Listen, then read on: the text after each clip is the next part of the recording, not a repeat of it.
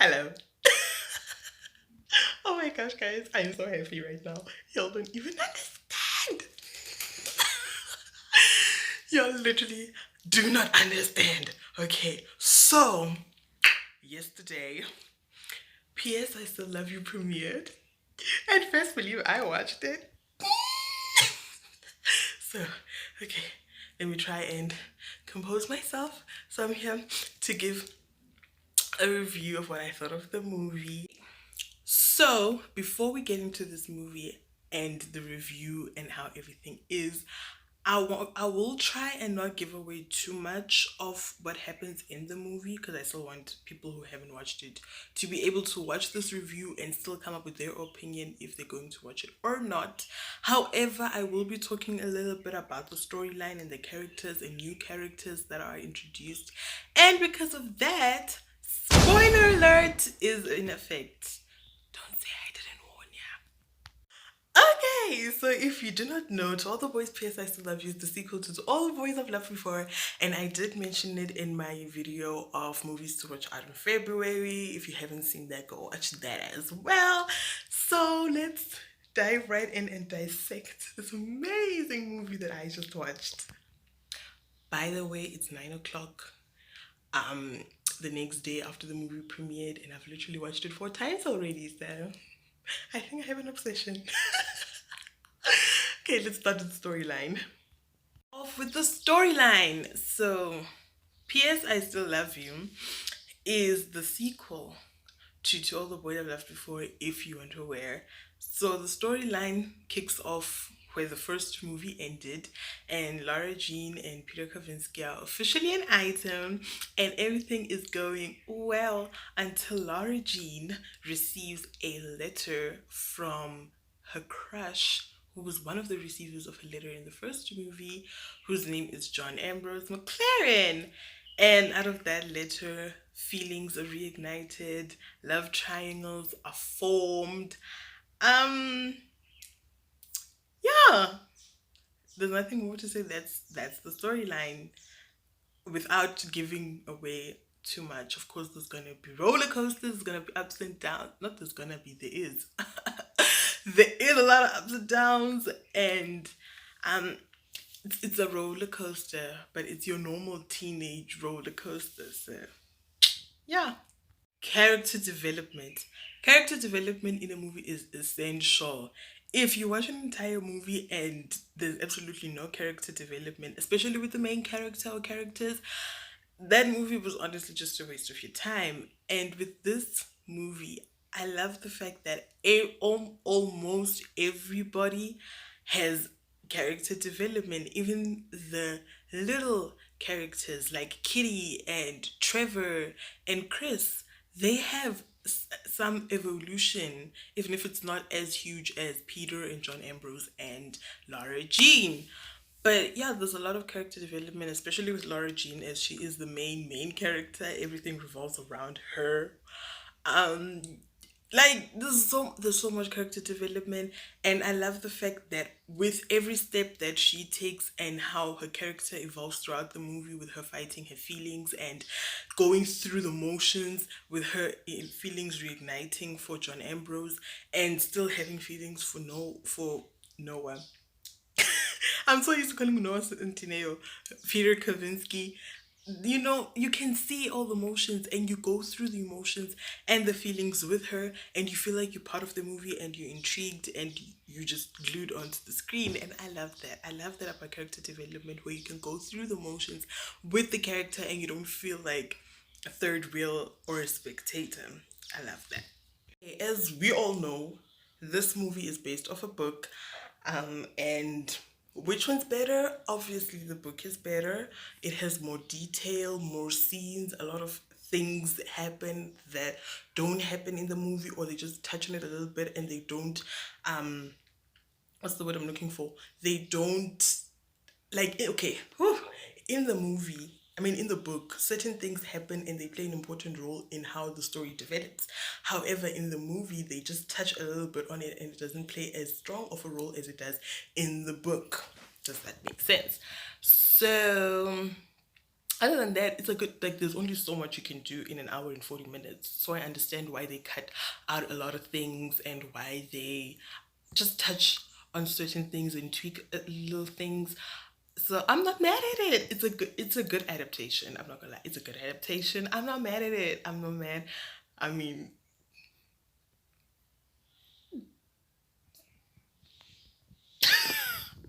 this is literally, I have a headache because I did not sleep.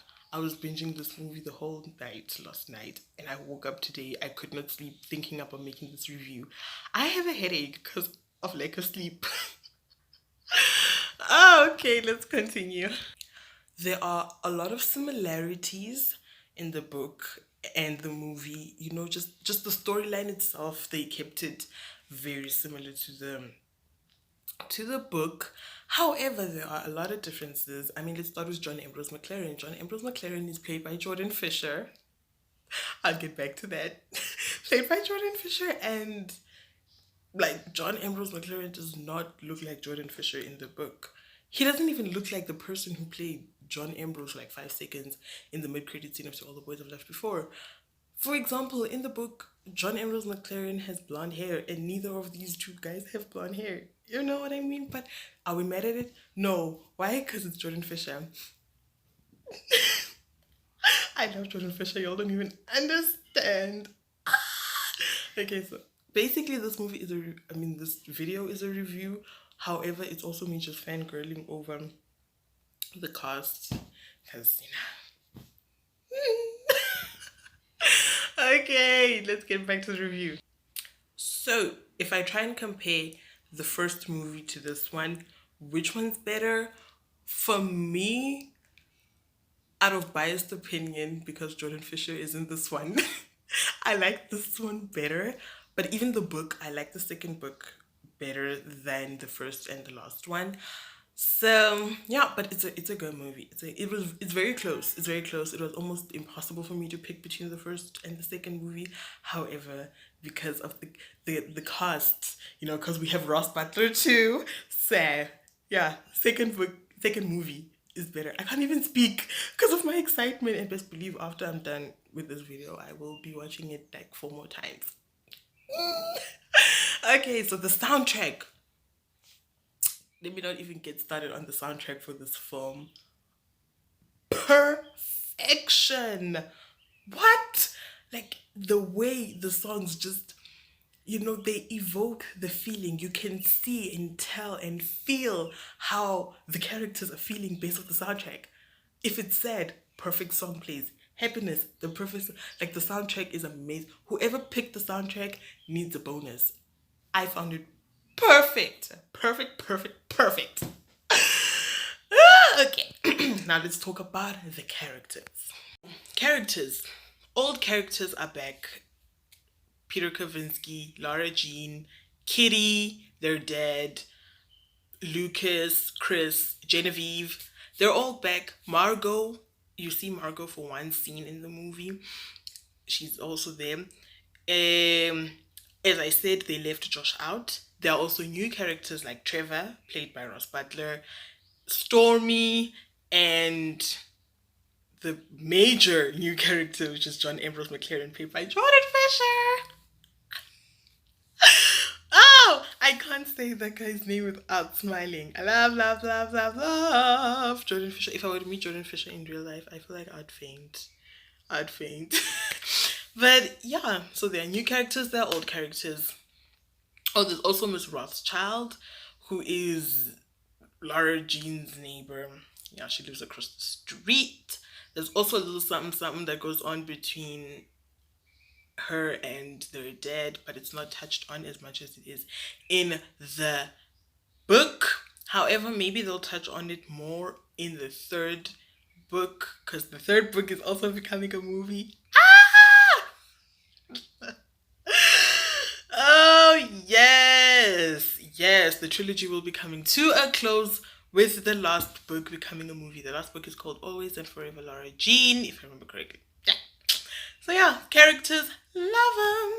Okay, so the two movies compared to each other, I personally like the sequel, which is new because usually the sequels aren't that great. But honestly, that's just a biased opinion because the sequel has Jordan Fisher and the first one doesn't, and I'm obsessed with Jordan Fisher. I was fangirling so much over Jordan Fisher throughout the entire movie. Y'all don't understand. I'm obsessed with that guy. His talent, the amount of talent that guy has is absolutely rude.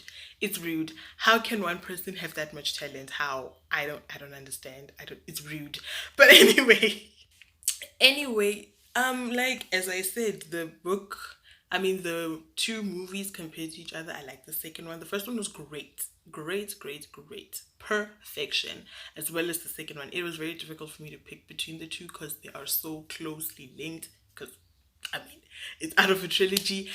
And they're just great. Even the new characters that are introduced, like Trevor and Stormy and John Ambrose McClaren, and even Miss Rothschild, who is just a very minimal character. They don't feel out of place in the sequel, and I like that because usually when they introduce a new character in a movie that is like a sequel or the third part or the fourth part, when they introduce a new character that wasn't there from the beginning, it tends to sometimes make them feel out of place, like they should have never been there to begin with, and it's kind of tough to readjust. But with those characters, it just felt natural. It just flowed, and I like that. I like that. But yeah, I picked the sequel over the first one. Do I have anything bad to say about this movie? Other than where I said, Noah does have certain places where it does feel scripted. Other than that, I must say the only thing I was not happy with is the fact that John Ambrose does not have a lot of scenes. that just be that might be true, or it might just be the fact that I just love looking at Jordan Fisher. Depends on how you look at it. So yeah, that's the only thing that I was mad at, which is why I've watched it 4 times, so it feels like I'm seeing him longer. You know? Yeah. So if I were to rate this movie, I'd give it a good 4 out of 5 stars, and definitely recommend it to people who love romance movies, teenagers, people who love the first one, people who loved the books. Definitely watch it. Okay. Let's wrap it up so I can go watch it again. So hopefully this review helped you get a glimpse of what this movie is about, but also not give away too much to the point where you basically know the entire storyline because I've told you. I just wanted this to be more informative and make it easy for you guys to come up with an opinion. If you have not watched it yet, come up with your own decision of whether you will watch it or not. It's basically just what I wanted to do with this review. However, other than that, don't forget to subscribe, leave a like, leave a comment, switch on post notifications. Until next time, bye. Now I can go watch my movie.